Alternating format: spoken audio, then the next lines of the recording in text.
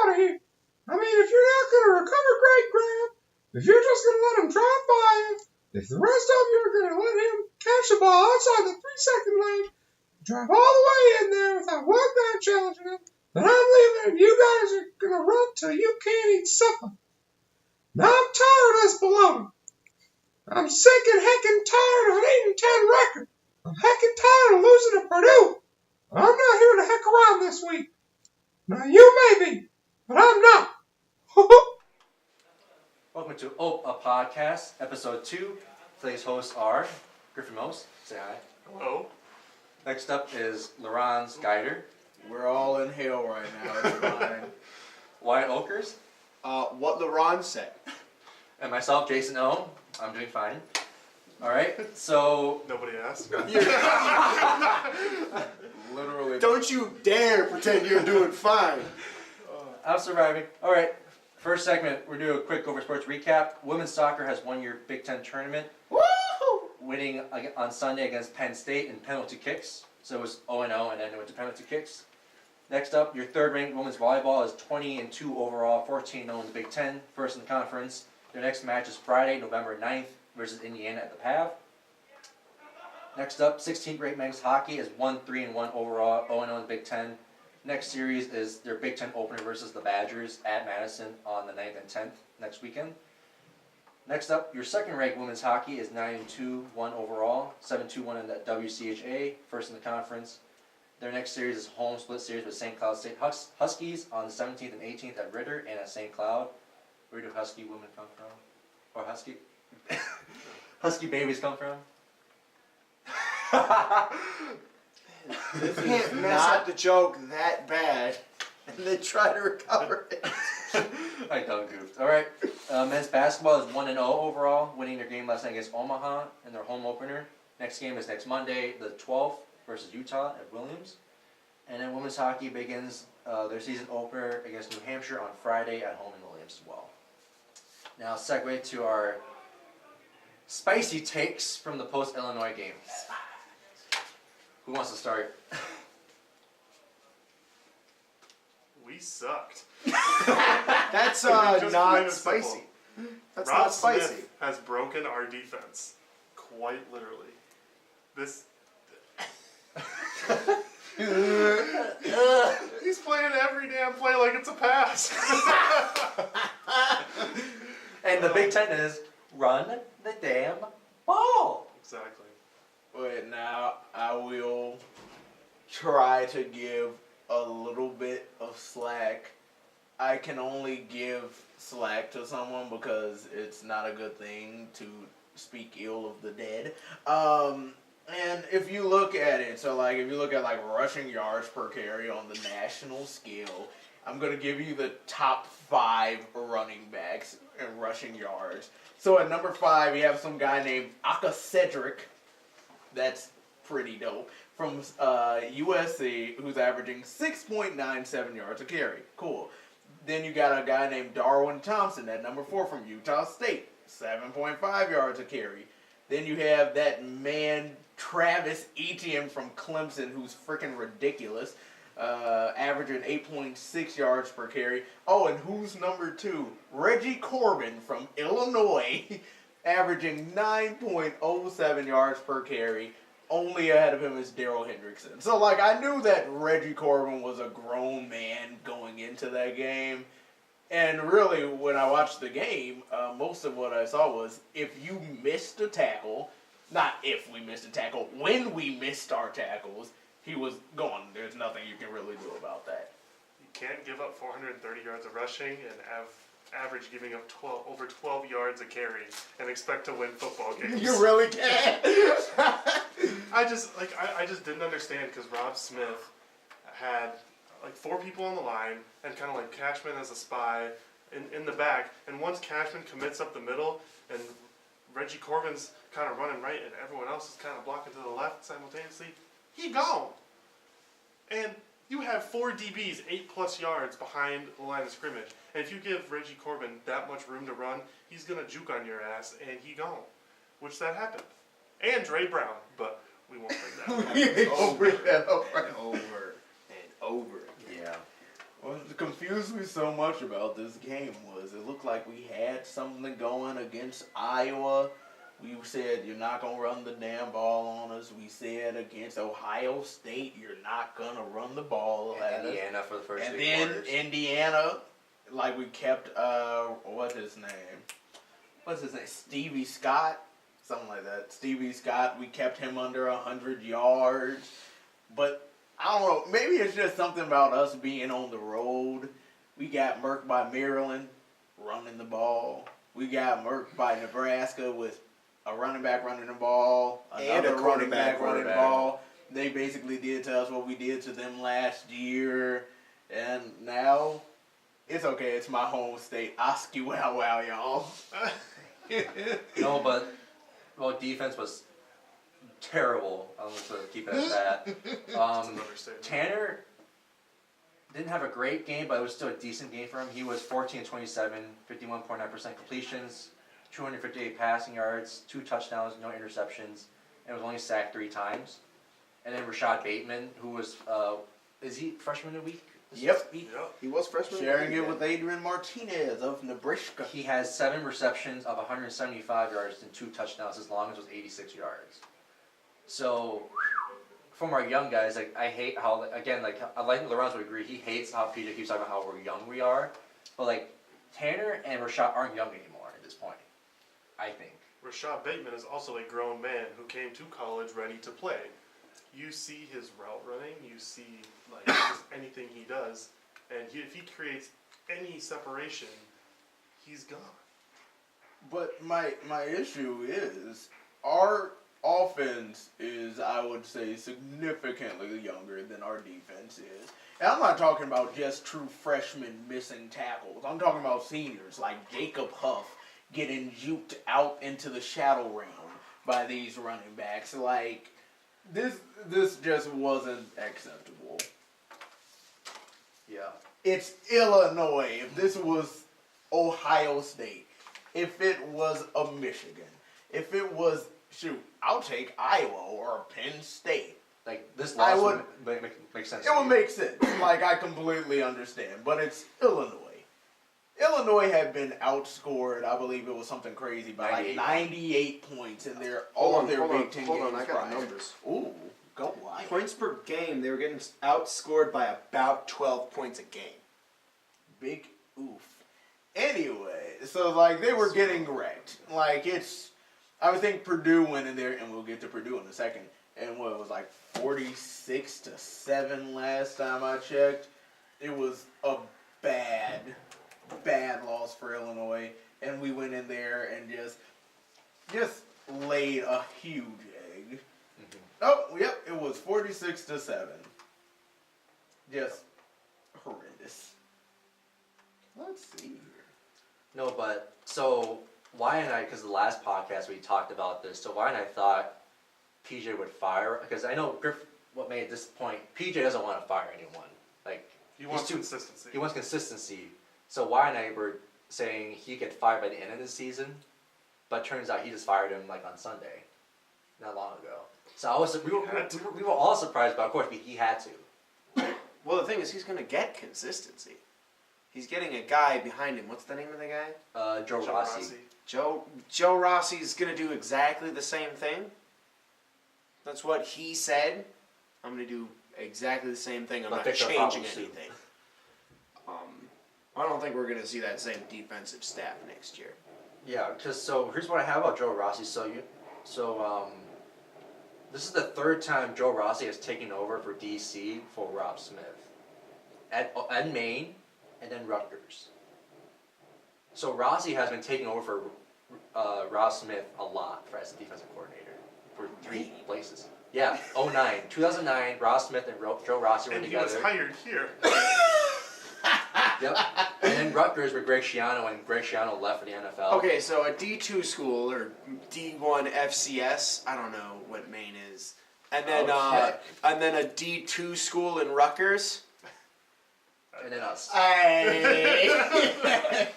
Rutgers is where college football started, alright? You will not disrespect the Scarlet Knights.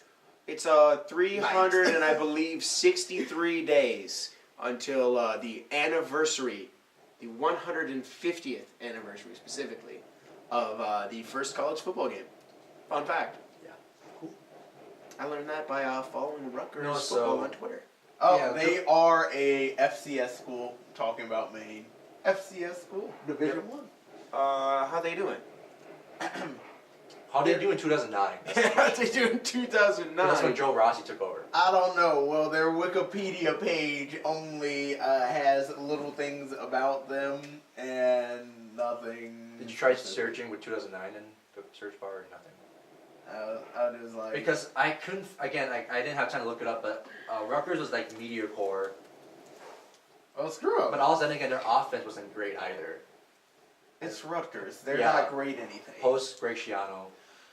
I don't know how Maine did it, but yeah, I think, I don't know, Griffin, you said that like, that defensive staff is not staying after the season, possibly. No, I can't Besides- see PJ Fleck justifying keeping that defensive staff. Maybe bits and pieces, but he's not going to keep. No, I think he'll keep Marcus West, our other D-line coach. He's the pass rush specialist that he hired. Where the D-line has looked this year, I don't know. What? But he developed Carter Coughlin. Carter Coughlin's leading the Big Ten in sacks, Tackles fifth for in the loss, I country. believe. Tackled in so like the dude's bringing in results. Quick rant, kind of quick rant. Everyone's like, oh, I don't know how we can keep Rob Smith when, in my opinion, I don't know why the heck we hired him in the first place. It was the one decision that Fleck made coming in that I had no idea why he thought this was a good idea. Even when he was at Arkansas, and Arkansas was really, really good. Well, like, they were like 19th in the country, but like, for Arkansas, that's really, really good. good That's for good. Arkansas. They're competing in the SEC. They got Bama every year. Exactly. LSU. They got LSU every year. They don't Georgia. get Georgia every year. They don't get Georgia Oh, every they year. don't. And this was when Georgia wasn't Georgia. They were just Georgia. But what was his stable? I mean, he had a pretty decent secondaries. His pass defense was pretty decent, but anyone and their mother could run the ball on them. In the SEC, you might find that that's a big problem. If only there was another conference that runs the ball. Oh, I wonder what conference that would be, Larranz. So, when he got hired here, I said, "Did PJ know we're not in the Big 12?" Like last year, we had like it was like the third or fourth best secondary in the Big 10. We won no fly zone. Didn't matter. Everyone just ran it up the middle. This year, everyone just. Oh, this time they're not running up the middle. They're just going on the edges and running for 75 yards.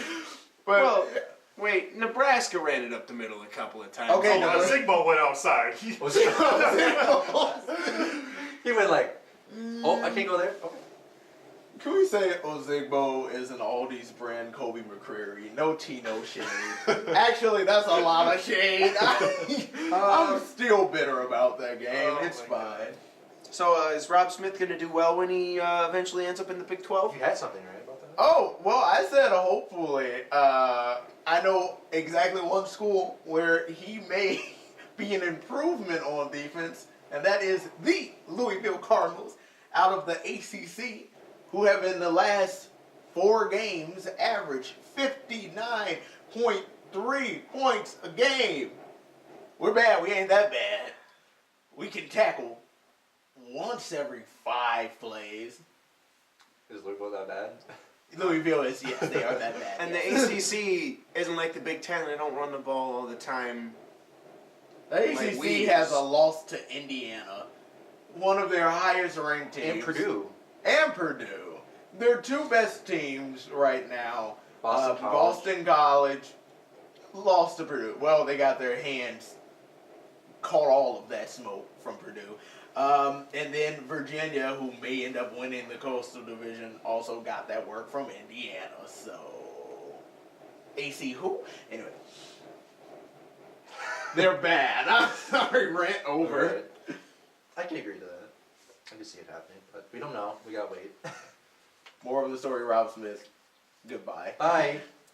43.2 points given up on average in conference play, along with 507 yards. Tracy, come back! Jesus. Tracy! You know, Tracy is like when you have that ex who you don't want to admit is living their best life, and you trying to pretend like everything's all good, but then you see them over at Washington State. Yeah, how are the Yes. Cougs doing? Oh, they've lost one game, winning the Pac-12, kicking everyone's butt. They're playing Holiday Bowl Minnesota defense, but in the Pac-12. But do they have backups then? They don't have backup. Well, they played a close game against Cal this week. Cal's Cal- been trying to play spoiler every single week all Cal season. did have a really great passing defense, to be fair. It didn't matter. Washington State won, so COUG, let's go Cougs. Wazoo. Another Holiday Bowl choke from them this year, maybe? Against another Big Ten team this year. Was it? No, they lost to us the first year. And then Michigan Michigan State. State last year. Oh, Oh God. boy. But who we sending? Penn State. Penn State. You right. Alright. Alright, so are we done with the Illinois stuff? Yeah. One more thing. Okay. I want to kind of end it on a positive note. No, you need to stop. I'm going to keep going. Let's let him go. Penalties. We only had 2 for 15 yards. True. That's some discipline. We are one of the least penalized teams. So- Wow, we are disciplined trash. How wonderful. How you want to look at the punting stats for the game? I just want to hear it. All right, moving on. Alright, so next segment, Griffin Gopher football versus the Boilermakers is Saturday, November 10th, 2:30 kickoff at TCF Bank Stadium. So before we move on, I have the standings for both the Big Ten West and the Big Ten East. So first is Northwestern, Wisconsin, Purdue, Iowa, Illinois, Nebraska, and us. And East is Michigan, Ohio State, Michigan State, Maryland, Penn State, Indiana, and Rutgers. It's just Ohio State right now. They've lost they've lost the accreditation for the V until they stop giving It's, 400 yards to bad teams. Just think about to be the Michigan. Yeah. So Ooh. those were the standings. So Purdue is coming off their win over the Iowa Hawkeyes last weekend. Final score was 38-36. Purdue's David Blau, the quarterback, his season stats is 205 to 311, 65.9% completions, 2,683 pass yards, 17 touchdowns, 7 interceptions, sacked 14 times. And then, of course, the talk of the tale of Purdue is Rondale Moore, wide receiver, which Wyatt did not know he was a wide receiver. I thought he was a running back the way he'd been running the ball this year. Yeah, so Rondale Moore, No, he a bad man. he has He's a bad man. 74 receptions, 833 yards, 7 TDs. His longest was 70 yards for a touchdown. Talking a lot of good stuff about David Blau when the last time we went to Ross Aid kind of took him out in the first half.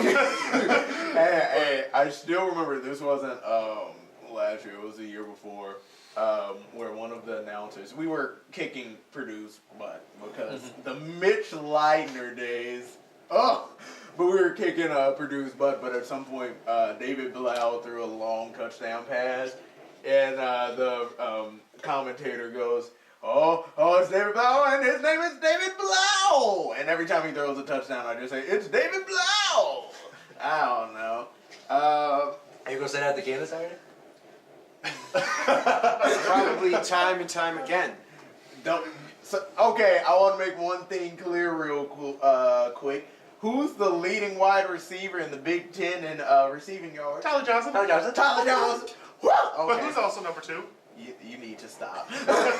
So I'm trying to do good. Well, Tyler Johnson is currently ranked 8th in the country in receiving yards, immediately behind one Jerry Jeudy from the Alabama Crimson Tide. Get up. Woo! And Some of these names. exactly, it's great. And then way down here you got like Rondale Moore. Wait, what number is he? He's like He's tied 15. Oh, 15? 15th, and then the next best person is J.D. Spielman, Nebraska. at Eagles 31. flock together. You know what? Get out of here. Oh gosh! Imagine if Fleck was actually able to have an opportunity to have recruited him to like keep in-state talent. That's That one of the Oh, was biggest it? misses of the Jerry Kill area. It was the Clays and Jerry Kill era, Oh, right? yeah. When they tried to recruit him. And they didn't do crap. Anyway. Because Rick Spielman is still very involved with the Vikings and Minnesota sports in general, right? Well, I'd hope he's involved with the Vikings. He's kind of their GM. Yeah. Nah, not involved with the Vikings.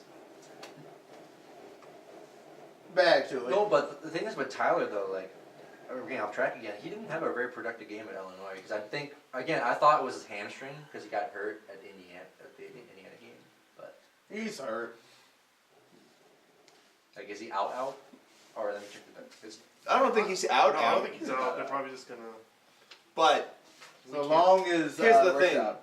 you can't put up 100-yard receiving games forever. No. You can't. Tyler Johnson. 68 is still respectable. Or something like that. 68. Yeah, 60-something yards. Yeah. That's respectable. Okay. Let's see here. So outside of one Rondale, that's a grown man more. Do we even need to talk about it beyond Rondale Moore? Let's look in Purdue's backfield. Let's see You mean here. besides Rondale Moore? DJ Knox. DJ Knox. Markel Jones. Against DJ Knox against Ohio State, averaged 8 yards a carry, 128 yards, 3 touchdowns. DJ Knox is a grown man. Let's look at some of these. Let's see. Sorry, In their first 7 contests, I think they averaged just over 175 yards a game. The last Rushing? rushing. The last 2 was about like 80 with Michigan State and Iowa, but expect those guys to run all over our defense. No doubt. Now You let's. can put them end arounds, run pass Oh, yeah. options, everything, Oh yeah. and they're gonna score. Well, Just I mean, put DJ there's- Knox, Markel Jones, and Rondale Moore in the backfield. You ain't need to do nothing else. Run some Statue of Liberty. Okay, I'm just gonna say again to let it be known against Nebraska, they ran both a actual Statue of Liberty play and a fake Statue of Liberty play, and both of them worked. But let's see, outside of their backfield, you got Bryson Hopkins, their tight end. Minnesota's not good against tight ends. Please see the We Iowa don't even game. have tight ends. Big oof. And they have what? Terry Wright. He showed out against Iowa. He had 6 receptions for 146 yards, averaging 24.3 yards a catch and 3 touchdowns. 3 of his 6 catches were all touchdowns against Iowa. I want to point to Isaac Zico, too. Because didn't he put up 2 touchdowns against Ohio State? He's a grown Yeah, that's some man. respect. They got a lot of grown men on that offense. Now, to be fair, we got a few grown men on our offense too. Let's not their secondary isn't that great But we now. don't have a defense to make them look good. That's completely fair. But no, I mean, let's see, what did they give up? Noah Fant was averaging, that's Iowa's tight end. How did he get out of Nebraska? I will never know. Who averaged 28.3 yards a catch. To be fair, he only got 3 catches, but Nate Stanley seems to be regressing as a quarterback. Then you had like T.J. Hawkinson, Nick Easley, etc., etc.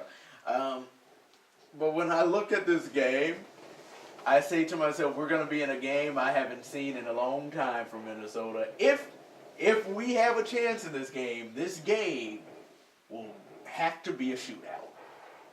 This is The Tanner Morgan Center. the Tanner Morgan air raid show. We will turn into Mike Leach for one game and just throw it all over the field. I mean, I can't even talk. Statistically, the Gophers have dominated for games in Minneapolis at 31 wins, 12 losses, and 3 ties. And is that TCF? Back probably Metrodome, Memorial Stadium. I believe the last time Purdue won in Minneapolis was 2007. I would like to keep it that way. I would very much so enjoy keeping it that way, yes. That would be really great. Maybe this will be like an Aldi's brand version of the 2014 season where the Gophers were just like really good but somehow lost to frickin' Illinois. Like, I went to the Citrus Bowl. the most inexplainable game that I've ever seen. It's fine. But no, I think we can possibly only lose to Purdue by 14 points. But what worries me though, like, Sam Schluter is going to be the liability on the offensive line. I don't know why we're talking about Sam Schluter. He did not do so with the We're, Illini game. We're terrified. Rightfully so. The offensive line had pretty good run blocking against Illinois. They just couldn't block for the You pass. just gotta tell Tanner he's got 2 seconds to throw the ball. Slant route. Run that West Coast offense all day. I'll take those targeting calls across the field. Just keep moving us 15 yards. I mean, Purdue is not the most disciplined team in the country. I'll Check say out their that. first couple losses. Please see. This is the same Northwestern, team that lost to Eastern Michigan, not to be confused with the Western Michigan Broncos. Row the boat. Bronco up. I don't know what they do.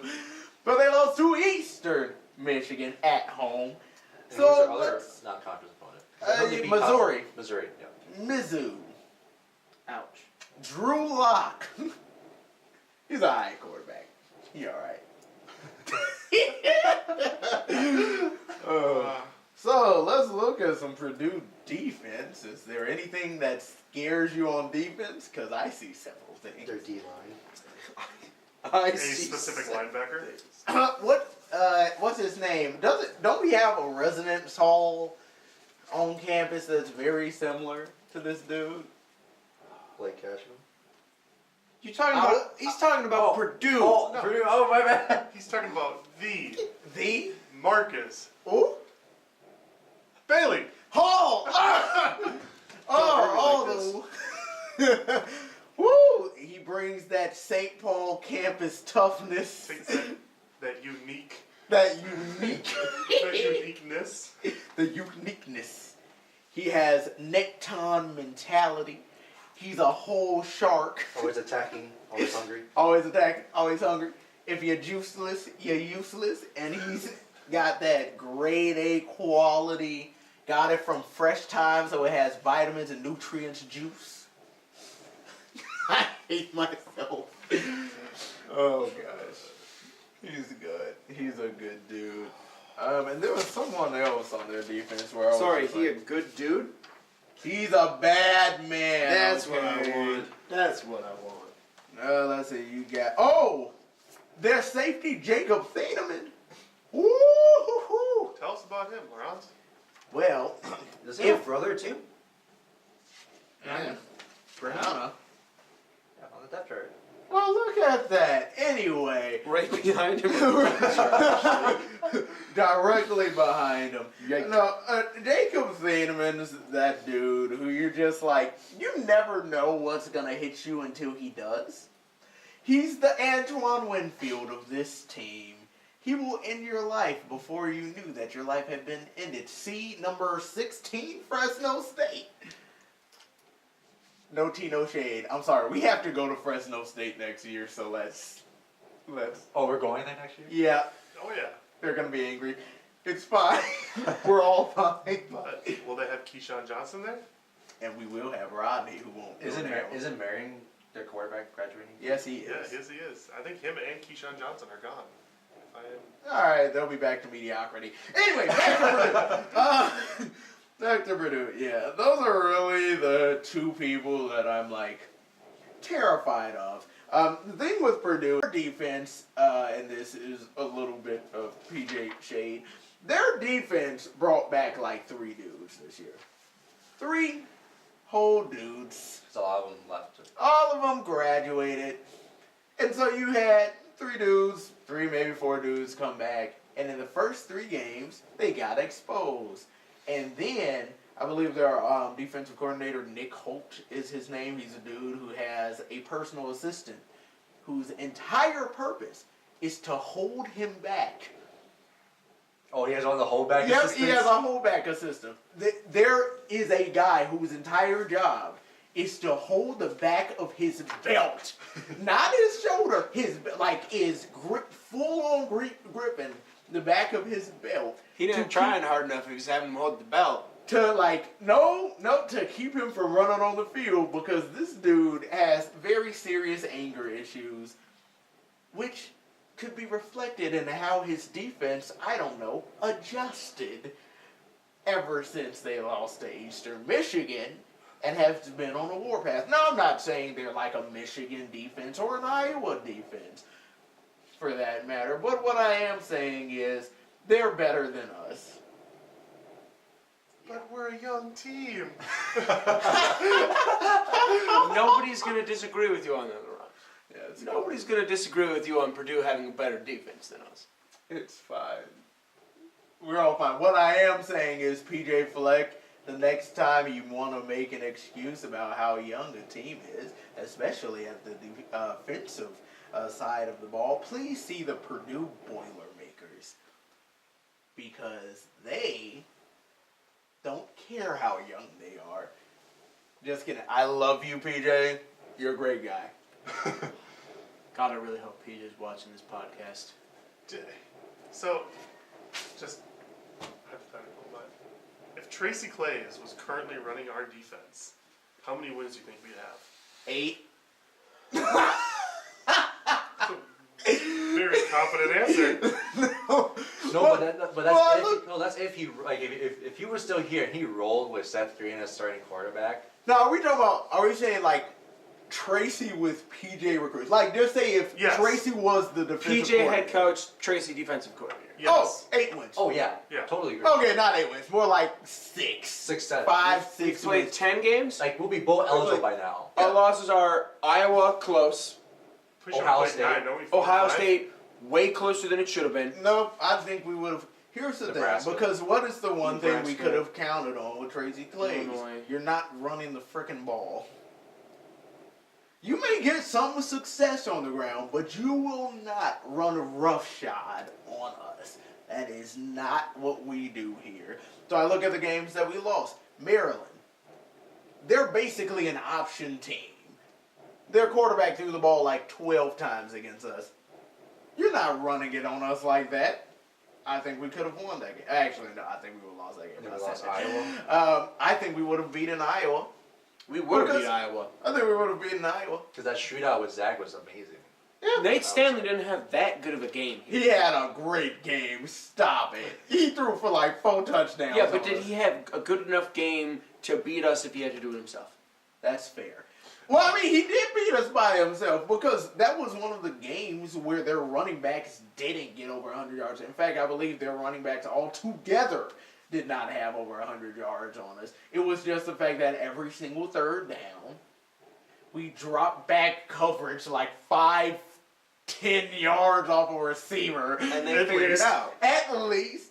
Like, you'd have friggin' our safeties in the stands with the students. And he'd just be like, okay, wide open guy, there you go. No, I think we would have beaten Iowa. I think we would have definitely beaten Nebraska. Let's look at Nebraska and Illinois. Those are the two teams. They ran the football all over us. Yeah. With Tracy Clay as the defensive coordinator? Nah. Probably 100 yards, like Yeah. or less. I promise we Well, still believe in PJ. Certainly I not. promise. Certainly not 400. Let's give- 400 over 400 yards. to Let's three give different Reggie backs. Corbin some credit. He might have had a 100-yard game if he was. No, might have. He had 100 against 100 like 30 against Penn State. He had 100 against Wisconsin. He was gonna get his. I just didn't think he was gonna get all of his. Like he just How many yards And did he had have? enough to share. he got his tax returns on us. I was like, golly. Yeah. Anyway, we do believe in PJ Fleck and his vision, etc., etc., etc. Reggie Corbin had 213 yards alone.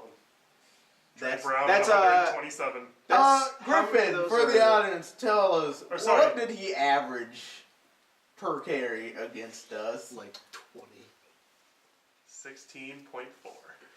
Oh boy. Like 20. Oh boy. Yeah. Oh boy. And that's how you get a defensive coordinator fired. Thank Well you, Reggie Corbin. Thank you, Reggie Corbin. I've wanted him fired ever since we got exposed last year against one Maryland Terrapins when one Ty Johnson, not to be confused with Tyler Johnson, ran all over us in that Ooh, game. that Ty Johnson's in the NFL. Being a bad man? He's not in the NFL yet. Is he not? No, that was DJ Moore, their wide receiver, who DJ also Moore. wrecked us. And DJ Moore is, he's with Carolina. as far as I understand, not being that bad of a man. Yeah, Oh. he's alright. He's in Carolina. I'm They're mistaken. I'm weird. Terrapin then. My bad. Carolina's good. Anyway, back to Purdue since we love getting off. So then, how about this? Like, what's your predictions for the game? Like, score or like win or loss? Let's just do that next time. Loss, first off. Score, it will be offensive. I feel like it will be very offensive. Yes, Wyatt, we get it, an L. Taking the L. But we do play better at home. We do. So I'm going to say we only lose by 10. 41-31. You ready for this? Go ahead. You ready for this? You ready for this? They ain't ready There's for it. nothing you can do to make me ready for this. Woo! Woo! We're losing by 21. It's, yeah. 21? It's here. We're winning by 3 or losing by 21. I'm gonna settle in the middle of these two. I'm gonna say lost by 17. I think, what's the over-under right now? 12? Yeah, Yeah. I'm saying we lose I take the points. 38 to 27. So that's 11? Yeah. 11? Wow. Wow, Griffin is the most generous.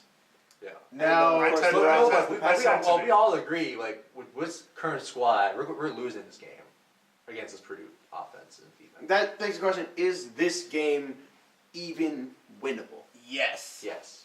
yes, this game is winnable. What do we have to do to win it? Well, keys to the game. I rewatched the Michigan State Purdue game. And what did you realize from watching that game? Well, Purdue relies far too much on Rondale Moore. And yes, Rondale Moore is a whole bad man. But when they relied on him too much, well, they shut him all the way down. That was something that I thought that we could do. David Blau ended up throwing 3 interceptions in that game, no touchdowns. So A, stop that child. Triple team Rondale Moore. I mean, you might want At to least. put 6 dudes on him because Ohio State put I said 5 If dudes. I see That was, defensive schemes that have solely Blake Cashman or Carter Coughlin or even Huff trying to tackle that man, I'm just going to walk out. Walk out. I don't care how good you are, he's going to get by you. Not to get by you. I watched that Ohio State game. He gonna get through you. Put But no. 11 men on. Put 11 men on Rondale Moore. Well, okay, so like there's that. Here's the thing though. Jeff Brom is probably, I would argue, the best X's and O's coach in the Big Ten West right now. Our team on paper is more talented than Purdue at almost every position. We are more talented than Purdue. But Jeff Brom is a genius play caller. They got, well, for lack of a better terms, offensively shut out by Michigan State. So what did they do against Iowa? Iowa followed the exact same formula. Rondale Moore had 6 carries for 31 yards. So who did they go to? They said, okay, we'll get Terry Wright.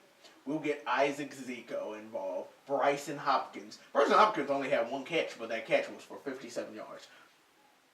So the next thing that I say is, when you stop Rondale Moore, the next key to the game, because you're not stopping everyone, but you can turn it into a shootout.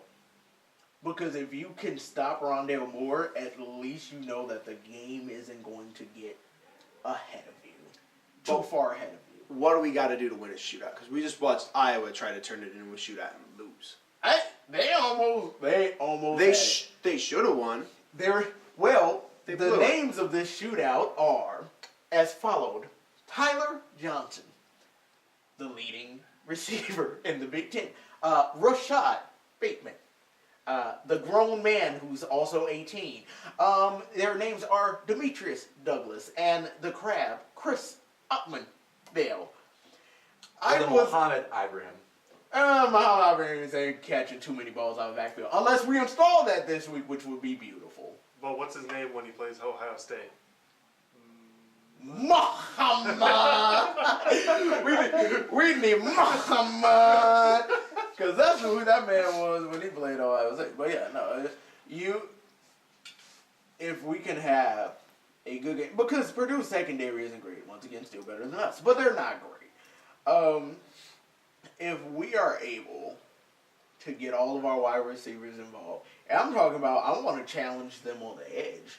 I want to do jet sweeps to just challenge their discipline and then go vertical. That's what we did against Indiana. It works. I want to see how that works. I want to see what happens if we actually install a little bit of running back out of the backfield. We did that once with like Bryce Williams, and it went for like 50. First down. It went for like 40 yards. I would like to see more of that. No one's paying attention to our tight ends. Keith, Bryce Witham. Our and tight ends haven't been Bryce haven't been worth paying attention to. Hey, we had till that. now. We did We have don't even that. know how to use them. Oh, we had that double reverse flea flicker against Ohio State. And Bryce Yeah, Witham. like- He was- Yeah, once. Whoa. Consistency. We did the exact same thing with Seth Green. No, you forgot it. Cole Keith scored that touchdown in one of the games early this season too. Tight end. And my But third, we should be producing more. True. my third key to the game. I know we were all there at Iowa, but if we are going to do the Wildcat, PJ, please, PJ, please, let the man throw the ball. Thank you. Seth Green Thank has you. 4 pass attempts on the season. Seth Green is a higher rated touchdown, one quarterback than everyone on our roster. Seth Green is 3 for 4. Let the man throw the ball. I know you're saying, he's not the type of quarterback that we wanted. But the dude's not, like, incapable of throwing the ball. What's his name? Demry Croft? Like, ooh, Don't hurt me like that. Oh. that hurt. That hurt deep, man. That hurt really bad. Anyway, but the dudes can throw the ball. They're going to load the box when they see him. Because of course they are. You want a turning point in the game where this shootout can start going in our favor? Exploit the second. Exploit it. With the one dude who they think will not exploit it. Because you can. Dude has a big arm. Dude is huge. Take some shots down the field. We have determined. Rashad Bateman. Thank you. He's a big Massive. man. He's a big boy. He can stare the rush in the face and not be phased, plus they can't hurt him. Let Rashad Bateman, he's faster than anyone in their secondary. Send him out there, just have him fling it. I don't even care if it gets intercepted. But as so long as you're able to put the fear of God into Purdue, that this man will throw on you. That's all I ask. So those are the three keys. Of Those are my 3 keys. I kind of agree with all those, essentially. Oh, Griff, you Stopping Rondell Moore is definitely the big one. Rondell Moore, a bad man. DJ Knox about to have 200 yards rushing on us. It's definitely got to be a shootout if we're going to win this football game. We don't have Michigan State level defense, so that's out of the question. That's not freaking happening. What do you think? Well, you explained the Seth Green situation a lot better than I would have, but that was one of my main points. 2, another key to winning the game would be to gang up on Rondell Moore. You got to put at least 2 people on him. He still might run through you, but and none of this 10 yards DBs behind the line of scrimmage crap. Press coverage. Let's go. Press. Ooh. All game? Not all game. You're not going to Attack get early, anywhere attack quick. just playing press. You're right. You got to mix it up a little bit. But if you play press on him most of the time, you play a little bit of man,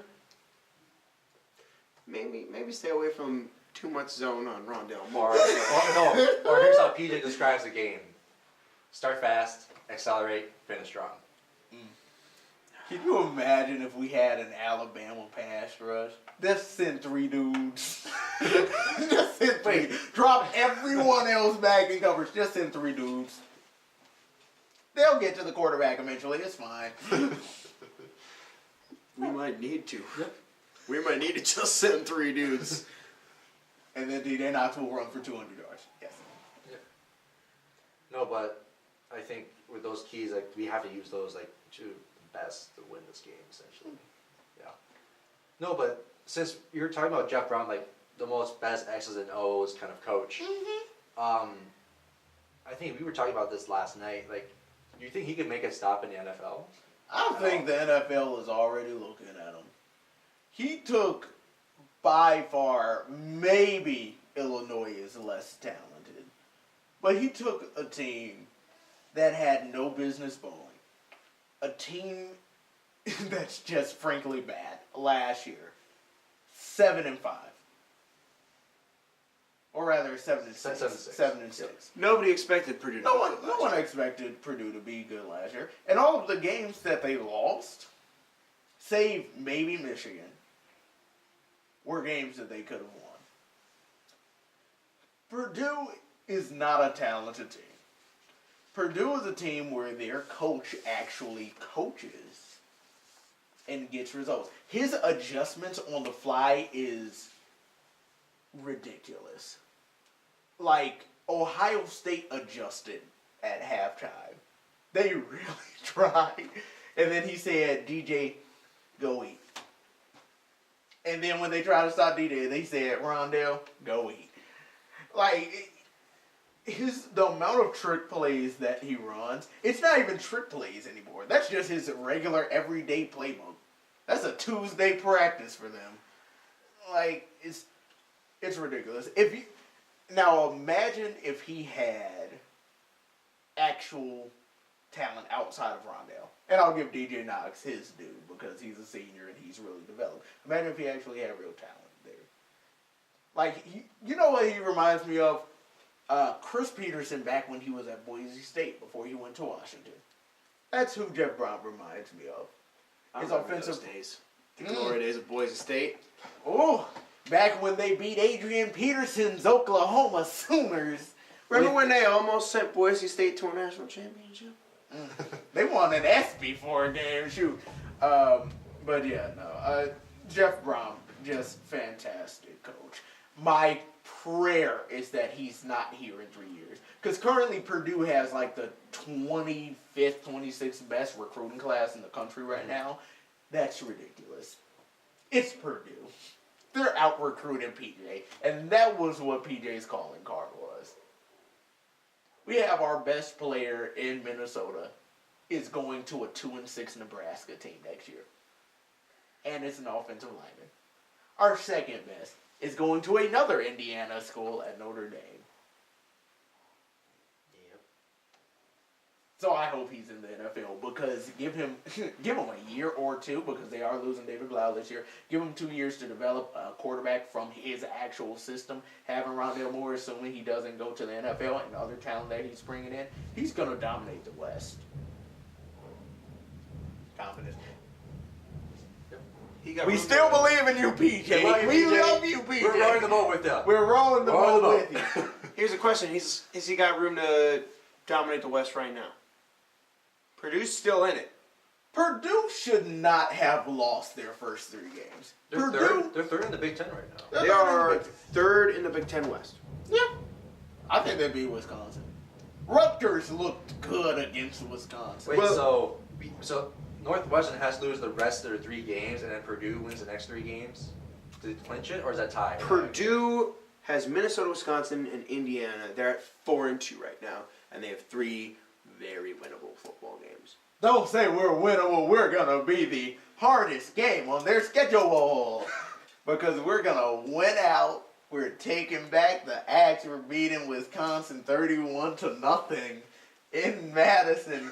Griffin, stop looking at me like that. Griffin, please, sir. Northwestern is 5-1. They have Iowa, Minnesota, and Illinois left on their schedule. Northwestern is a one-dimensional team that can't really run the ball. But they're gonna win the West. Purdue needs I mean, they're basically Ohio State. Purdue needs to win out and have Northwestern take 2 L's. Or they need 2 wins and they need Northwestern to lose out. It's going to be tough for Purdue to get it. And I just wanted to throw this at you all, just because I think we've all determined that this will be a hot ale that we take this weekend. And if it is a W, please. If it is a W, that's going to be great. But assuming it's a hot ale, I wanted to throw this at you all because I was watching a few sport shows and the Uncle Joe Klatt was talking about this. Joe Klatt. Uncle Joe Klatt. So I think, can we all agree that Michigan's the best team in the Big Ten right now? Yeah, I can say that. Right now, I can agree with you. Griff? Oh. Yes, of course. I was like, woo! Anyway, okay. So I was like, this was a question I got through at you all earlier, but it's a question I have nonetheless. So, Clemson, Notre Dame went out. Michigan also wins out. Alabama loses to Georgia. Georgia wins out. Do they take Alabama? Or do they take Michigan in that 4th spot? Alabama. Why? Knowing that committee, that they're so biased at Alabama, I can see it happening. Though. Well, but they had an excuse last year. Their excuse was, Ohio State lost to Oklahoma, which is, like, that's an understandable one. It's less understandable because it was at home. But then they got wrecked by Iowa. With Michigan, they had 1 loss in the first game of the year at Notre Dame, to which the entire game could be summed up in the first 2 drives before Michigan defense did what Michigan defense does, shut people down. And they only lost by 7. In the rest of the year, number 1 pass defense, number 1 overall defense, just putting people in graves. Here's what I'll say to you. And a more impressive resume behind you. Who's number 2? Clemson's 1. Yeah. Who's 2? Georgia or Notre Dame?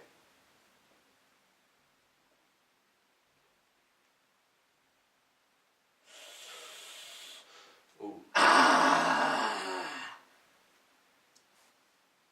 Personally, I believe any team that beats Alabama should be number 1. Like, that's, if you're able to beat Alabama, If you lose to Alabama, that's a fluke. like, beating Alabama is One like... loss, Alabama's still going to be ranked number 1. I would say Notre Dame should be 2nd, but really Georgia's the 2nd best team. And then I would say it would be Michigan. You think Michigan would be the 4 if Georgia was 2? I think Michigan would have to be. If I'm on the committee, I'm saying this. So the Big Ten already says that you are suspect and biased as heck. You have a team that's only lost by 7 points in 1 game in the opener on the road. Because in the Big Ten, we actually play ranked road games at Alabama. You're saying that Alabama loses in the SEC championship. In the SEC championship. How much? 10 points. Understandable. A better loss than they had last year against Auburn. I give it to Michigan. I give it to Michigan. Like, I want to give it to Michigan, but knowing that committee being so biased. They beat Ohio State by 21 points. Big Ten champion. Big Ten champion. With a loss to Notre Dame. Who's undefeated. Very well It's going to take a deserves. long time. It's well deserved, but it's going to take a very long time for any Big Ten team to get respect. I don't know why. Well, I mean, I know why. I know why. What if Michigan stomps Ohio State? What if Michigan goes to Ohio State and stomps Ohio State? They're not. What if they're just going to go back on their couple crappy games and turn it into something bad? So, There it goes. Yeah. All right. I think that'll be our last take. Welcome. Thank you to our fans for listening to this very spicy podcast post Illinois and previewing the Purdue game. Chris Again, Ash needs to go. You'll Keep Chris Ash. We gotta go to Rutgers next year. I want to win. All right. but if you're a fan, you'll be seeing all four. You'll be seeing all four of us at this weekend's game in the band. If you guys did not know that, we're in the marching band too, and students and love Gopher sports. So Sometimes. come say hi to us. But also, we have a Facebook and a Twitter. A podcast on Facebook and Twitter. Please follow us. We'll have podcasts on YouTube and SoundCloud where you can listen or watch us. But other than that, thank you for tuning with us today on the Purdue preview. I'm Jason. Griffin. Larranz very angrily. Wyatt. And thank you for listening to OPA Podcast. Have a good night. Roll the boat, Sky Mod, go Gophers. Oh.